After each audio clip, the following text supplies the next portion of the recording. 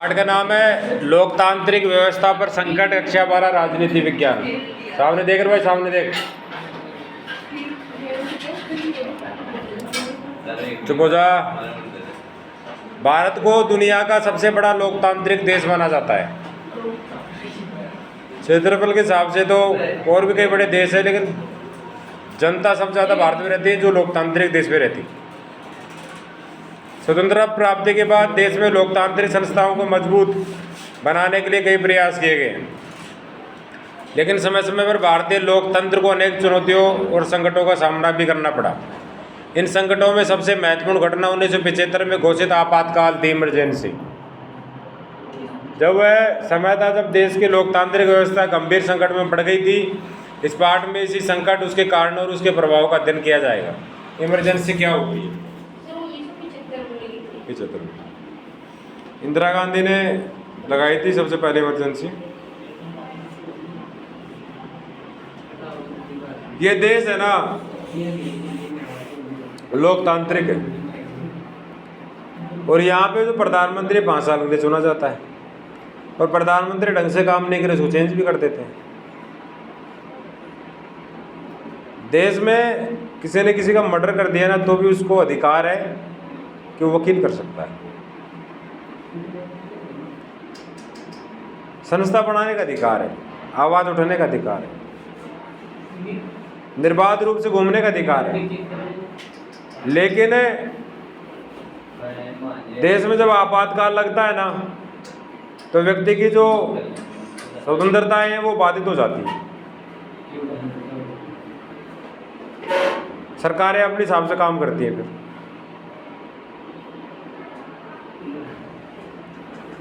आपातकाल कुछ समय के लिए लॉजिकल कारणों से लगाया जाता है तो ठीक ही होता है। जैसे किसी देश ने भारत पे आक्रमण कर दिया, आपातकाल लगा दिया कि भाई कोई भी नागरिक बाहर नहीं जाएगा, बाहर से अंदर नहीं आएगा, तो ठीक है, उसमें गलत क्या है।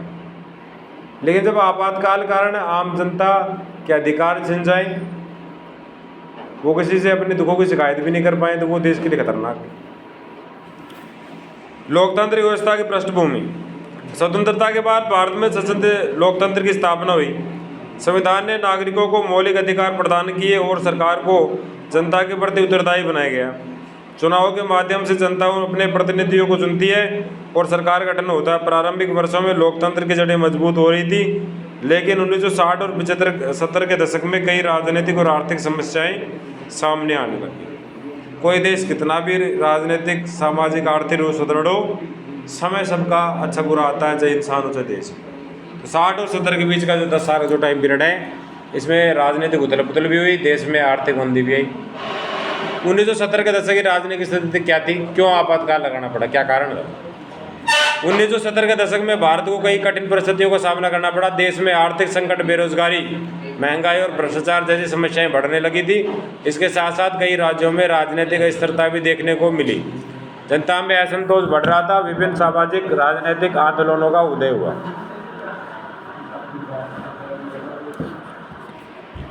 छात्र और जन आंदोलनों का उदय। सबसे पहले गुजरात में छात्रों ने महंगाई और भ्रष्टाचार के विरोध में आंदोलन शुरू किया। इसे नव निर्माण आंदोलन कहा गया। इसके बाद बिहार में भी छात्रों और युवाओं ने सरकार के खिलाफ आंदोलन शुरू किया। इस आंदोलन का नेतृत्व प्रसिद्ध समाजवादी नेता जयप्रकाश नारायण ने किया। उन्होंने जनता से संपूर्ण क्रांति का आह्वान किया और सरकार के खिलाफ शांतिपूर्ण आंदोलन चलाया। तो वर्तमान जो कांग्रेस सरकार थी, उसके खिलाफ आंदोलन किया गया। अशिक्षा, भुखमरी, बेरोजगारी, इन समस्याओं से जनता तरसती। जेपी जिसको बोलते हैं, जयप्रकाश नारायण, उन्होंने इसका नेतृत्व किया। बागरोटा में एक जगह है ना, जेपी सर्किल, नहीं है क्या? तो जेपी सर्किल किसके नाम पे है? वही जयप्रकाश नारायण के नाम पे, जिन्होंने इमरजेंसी के दौरान जनता को संगठित करके सरकार का विरोध किया। न्यायालय का निर्णय और राजनीतिक संकट। 1971 के लोकसभा चुनाव में तत्कालीन प्रधानमंत्री इंदिरा गांधी ने बड़ी जीत हासिल की, लेकिन विपक्षी नेता राज नारायण ने उनके चुनाव को अदालत में चुनौती दी। 12 जून 1975 को इलाहाबाद उच्च न्यायालय ने फैसला दिया कि इंदिरा गांधी ने चुनाव में कुछ अनियमितता की थी और उनका चुनाव अमान्य घोषित कर दिया गया। इस निर्णय के बाद देश में राजनीतिक संकट गहरा गया और विपक्ष ने उनके इस्तीफे की मांग की। क्या हुआ? इंदिरा गांधी 1971 में चुनाव लड़के पीएम बने। राजनारायण ने शिकायत की कोर्ट में कि चुनाव में घपला हुआ है। जांच की गई और इलाहाबाद उच्च न्यायालय ने फैसला दिया कि इंदिरा गांधी गलत तरीके से पीएम बनी और विपक्ष कहता है कि अपने इस्तीफे दो। आपातकाल घोषणा 25 जून 1975 को रात को देश में आंतरिक अशांति के आधार पर आपातकाल घोषित कर दिया गया। इस घोषणा के बाद देश में कई महत्वपूर्ण परिवर्तन हुए। प्रेस की स्वतंत्रता पर नियंत्रण लगाया गया, अनेक विपक्षी नेताओं को गिरफ्तार कर लिया गया, नागरिकों को कुछ मौलिक अधिकारों को सीमित कर दिया गया, सरकार ने प्रशासनिक व्यवस्था को सख्त बना दिया और विरोध प्रदर्शन पर रोकें लगा दी। तो 1975 में जो इमरजेंसी लगी उसमें कई काम किए गए। पहला काम है प्रेस की स्वतंत्रता खत्म। अखबार सरकार से पूछ के खबर छापेगा, सरकार के खिलाफ एक शब्द नहीं छापेगा। दूसरा, जो नेता कह रहे थे विपक्ष के बाद इंदिरा गांधी अपना क्या कहते त्याग पत्र दे दो, उनको जेल में डाल दिया गया और सरकार को शक्तिशाली बना दिया गया कि कोई भी आदमी सरकार के खिलाफ कुछ नहीं कर पाए। आपातकाल के क्या प्रभाव हुए? क्या प्रभाव हुए? आपातकाल के दौरान सरकार ने कई नीतियां लागू की, प्रशासनिक अनुशासन बढ़ाने और आर्थिक सुधार लाने के प्रयास किए गए, लेकिन दूसरी ओर लोकतांत्रिक स्वतंत्रताओं पर अंकुश दिया गया। मीडिया पर सेंसरशिप लागू हुई और जनता को खुलकर अपनी बात कहने की स्वतंत्रता नहीं रही। इस कारण लोकतंत्र की मूल भावना को आघात पहुंचा। सरकार शक्तिशाली रूप से काम कर रही थी, प्रेस की स्वतंत्रता खत्म कर दी गई। हर आदमी प्रेस में कुछ भी उल्टा सीधा लिख देता था। अब प्रेस में कुछ भी लिखा जाएगा, सरकार से पूछा जाएगा। जनता की प्रतिक्रिया, जनता क्या मानती है इस आपातकाल के बारे में? समय के साथ साथ लोगों में असंतोष बढ़ने लगा। 1977 में जब आम चुनाव की घोषणा हुई तो जनता ने अपने मताधिकार का प्रयोग करते हुए सत्ता परिवर्तन कर दिया। चुनाव में जनता पार्टी को जीत मिली और इंदिरा गांधी की सरकार पराजित हो गई। यह घटना भारतीय लोकतंत्र की शक्ति का प्रतीक बन गई, क्योंकि जनता ने मतदान के माध्यम से सरकार को बदल दिया। तो 1970 के बाद में इंदिरा गांधी का प्रबोध था, इमरजेंसी लगाई 75 में, लेकिन जनता ने जनता दल बना के कांग्रेस को बढ़िया टक्कर दी और कांग्रेस को हरा के खुद की सरकार स्थापित कर ली। लोकतंत्र की मजबूती। आपातकाल के अनुभव से भारत में लोकतंत्र को महत्वपूर्ण सबक मिले। इसके बाद संविधान में कुछ संशोधन किए गए ताकि भविष्य में किसी भी सरकार द्वारा लोकतांत्रिक अधिकारों का दुरुपयोग न किया जा सके। इस घटना ने स्पष्ट कर दिया कि लोकतंत्र में जनता सर्वोच्च होती है और वह अपने अधिकारों की रक्षा करने में सक्षम है। निष्कर्ष, लोकतांत्रिक व्यवस्था पर संकट का ये पाठ हमें बताता है कि लोकतंत्र केवल चुनाव में ही नहीं चलता, बल्कि इसके लिए नागरिक स्वतंत्रता, न्यायपालिका की स्वतंत्रता और मीडिया की आज़ादी भी आवश्यक है।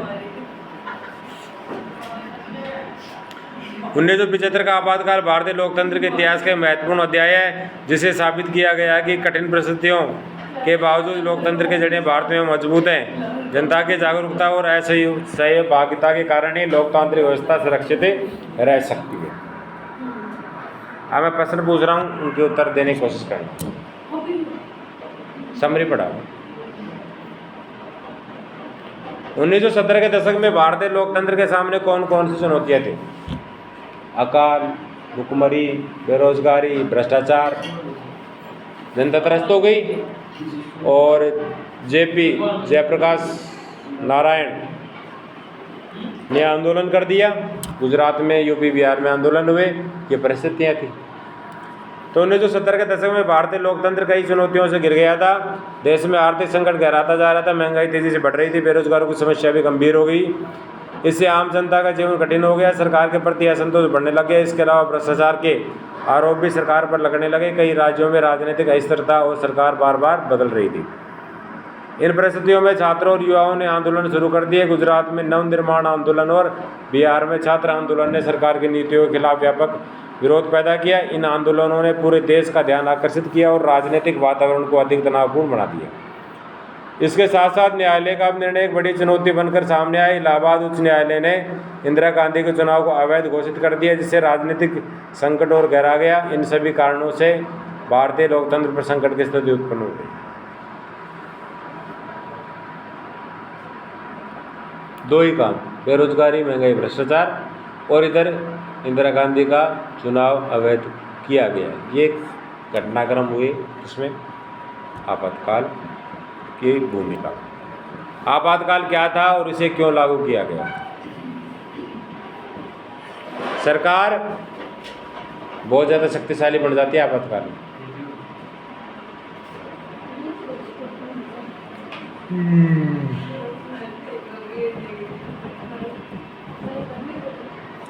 आपातकाल वह स्थिति होती है जब देश में गंभीर संकट के कारण सरकार विशेष अधिकारों का उपयोग करती है। भारत में 25 जून 1975 को आंतरिक अशांति के आधार पर आपातकाल घोषित किया गया। उस समय सरकार का कहना था कि देश में कानून व्यवस्था की स्थिति बिगड़ रही है और राजनीतिक अस्थिरता बढ़ रही है, इसलिए आपातकाल लागू करना आवश्यक है।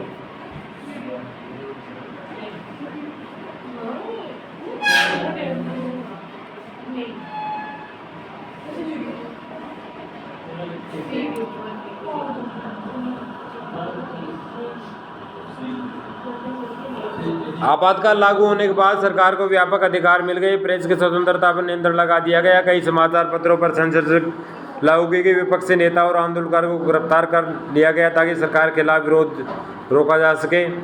हालांकि सरकार का उद्देश्य प्रशासनिक व्यवस्था को मजबूत करना और देश में अनुशासन स्थापित करना बताया गया, लेकिन इसी अवधि में नागरिक स्वतंत्रताओं पर कई प्रकार की सीमाएं लगा दी। इसी कारण इसे भारतीय लोकतंत्र के लिए गंभीर संकट के रूप में देख सकते हैं।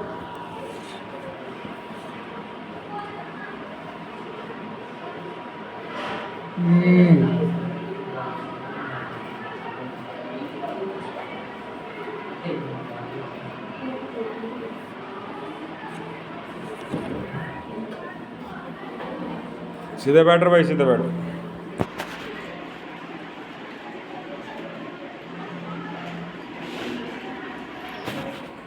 जयप्रकाश नारायण एक प्रसिद्ध समाजवादी नेता और स्वतंत्रता सेनानी थे। 1970 के दशक में जब देश में भ्रष्टाचार, महंगाई, बेरोजगारी की समस्या बढ़ रही थी, तब उन्होंने जनता के बीच जागरूकता फैलाने का कार्य किया। बिहार में छात्रों ने जब आंदोलन शुरू किया तो जयप्रकाश नारायण ने उनका समर्थन और उनका नेतृत्व किया।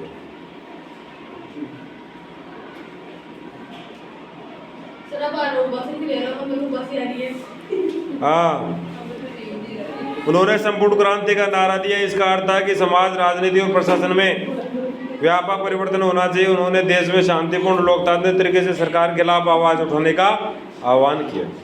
जयप्रकाश नारायण के नेतृत्व में आंदोलन को पूरे देश में समर्थन मिला। इस सरकार पर दबाव बढ़ा और राजनीतिक संकट गहरा गया। उनकी भूमिका भारतीय लोकतंत्र के इतिहास में बहुत मानी जाती है, महत्वपूर्ण, जो उन्होंने अपने जनता को लोकतांत्रिक अधिकारों के प्रति जागरूक किया। आपातकाल के दौरान लोकतंत्र पर क्या प्रभाव पड़ा? 1237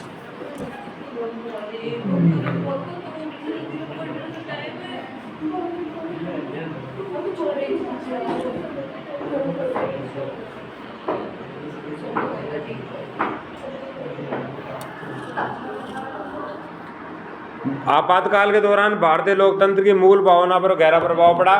सबसे पहले प्रेस की स्वतंत्रता सीमित कर दी गई। समाचार पत्रों, मीडिया पर सेंसरशिप लागू की गई, जिस कारण ये सरकार की आलोचना नहीं कर सकते थे। दूसरा बड़ा प्रभाव भारत नागरिकों के मौलिक अधिकारों पर पड़ा। कई अधिकारों को अस्थायी रूप से निलंबित कर दिया गया।